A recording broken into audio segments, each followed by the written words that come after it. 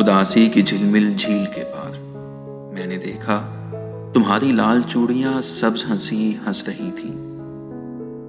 ओस की एक किरमजी बूंद तुम्हारी पेशानी पर दमक रही थी। खुशखाबी के नाखूनों से तुम अंदेशों की गिरहें खोल रही थी।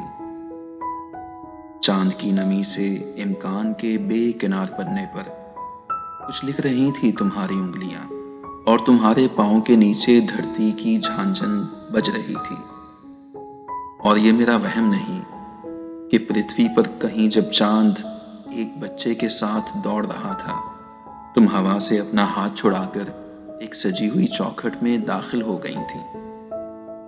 और ये मेरा ख्वाब नहीं कि सूरज जब आधे आसमान में चमक रहा था, अपनी चूड़ियां, अपनी बिंदी, अपने अंदेशे, अपनी उंगलियां, अपने हाथ और अपने होंठ सब उतार कर तुमने आंख से आंख जलाई थी, जलती बत्ती बुझाई थी।